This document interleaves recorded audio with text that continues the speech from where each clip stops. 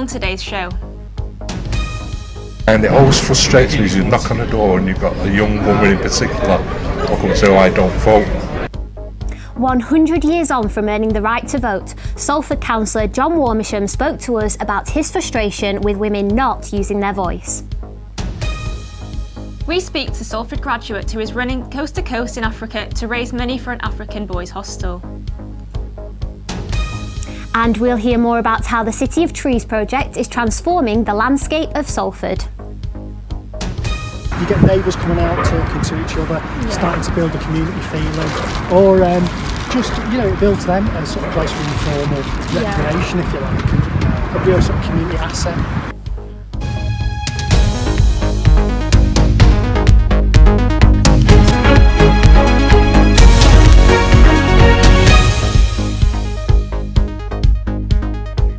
Good afternoon, you're watching Quays News. Now, something I'm not sure I could take on, a Salford graduate will be running coast to coast from Namibia to Mozambique in Africa this summer. Brendan Rendall has raised over £35,000 for a secondary school in Malawi. Our reporter Nicola Bartasova caught up with him. 708 miles, that's the full length of Malawi that Salford graduate Brendan Rendall ran to raise money for orphanage charity. He completed 27 marathons in 27 days. Running the length of Malawi, I really, seeing that poverty day in, day out was another complete sort of pressure to have on top of running a marathon and taking its toll every day. And that really inspired me that I wanted to continue to help and that I would then return to the UK and run the length of Great Britain. With his determination, he managed to raise over £35,000, and whilst he was running, he had a company with him.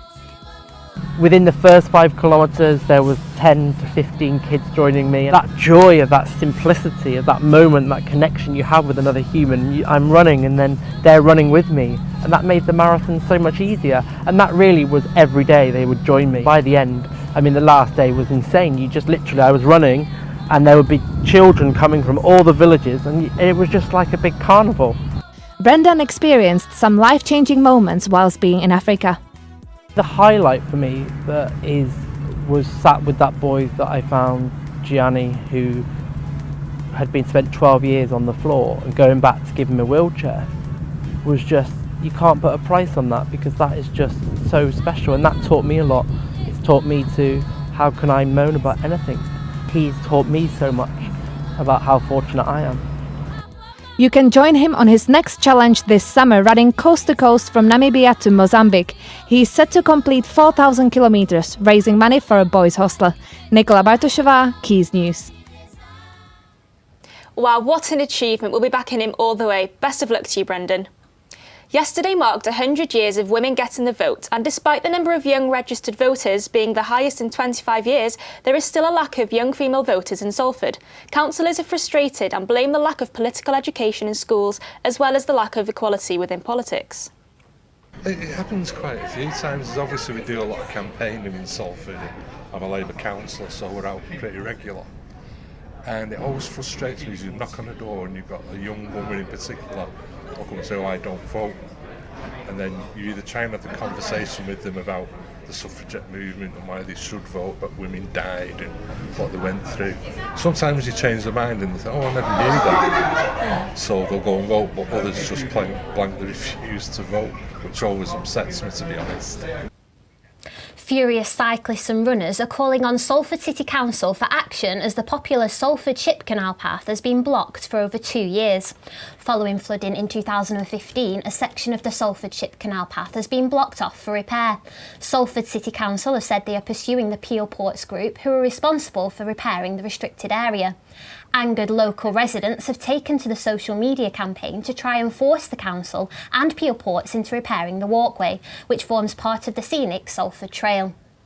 So we'd like to know, has this affected you? You can let us know at Quays News on Twitter using the hashtag Salford Canal. Now, there's set to be a green change to Salford's landscape. City of Trees is a movement involving volunteers from across Greater Manchester who are transforming Salford's unused green spaces. Only 20% of Salford is green space, so the project have a lot of work to do. Monmouth Park in Salford is currently being restored with the help of residents after they reached out to the council for help. Reese Wynne, who is the engagement officer at City of Trees, is part of the project which is underway at Monmouth Park. We're a charity, a tree-based charity with a mission to plant 3 million trees in one generation. So that's a tree for every man, woman, child in Greater Manchester. We do a lot of work with school kids, going out and planting trees. And we work a lot with community groups, doing the same thing, planting community orchards like this so people can try and get fruit.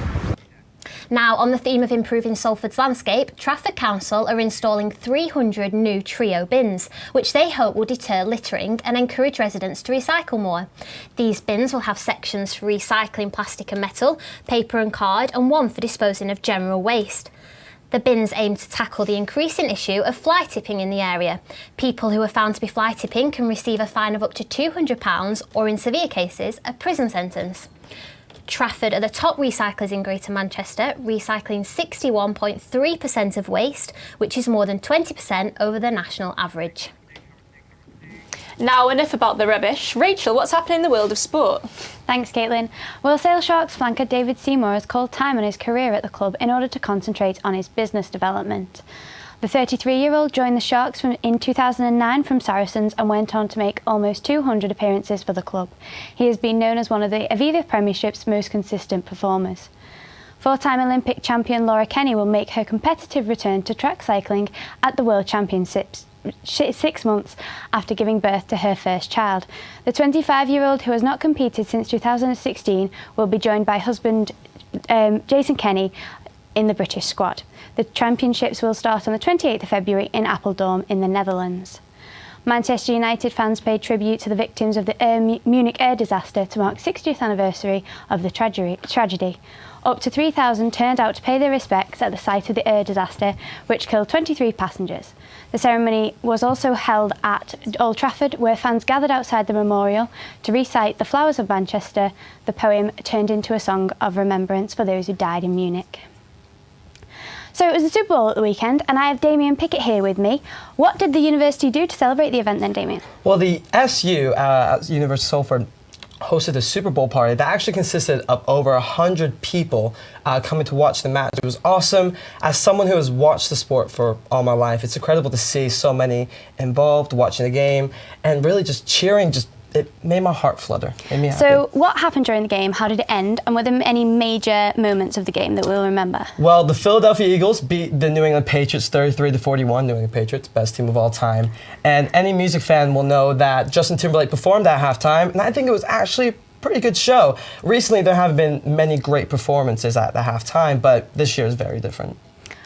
So are there any key moments that we'll remember as like young people who watch the Super Bowl? Well, the Philadelphia Eagles, this is the first time they've ever won the Super Bowl, which is a phenomenal task. The game itself was phenomenal and will be remembered for many years to come. Many even saying the Super Bowl match on Sunday is the best football game of all time. Now, if anyone's seen Super Bowl 51, that's a much better game in my opinion, but it's awesome either way to see people getting excited. Thanks, Damien. Yeah. That's it for the sport. Back to you, Jen and Caitlin. The sun is shining this afternoon here at Media City, but it's still a chilly one outside. Sophie Buxton has our full weather report for you. Thursday will be cloudy and dull with some patchy light rain and drizzle throughout the day. Much noise in the with more widespread and persistent rain overnight. Friday will be colder with spells of sunshine and scatterings of wintry showers.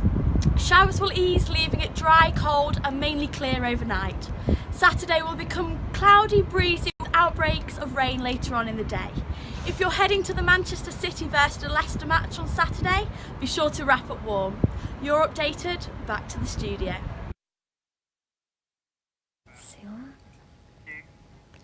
That's all for us on this week's Quays News. Keep up to date with all our latest news on Facebook and Twitter at Quays News and on our website at quaysnews.net.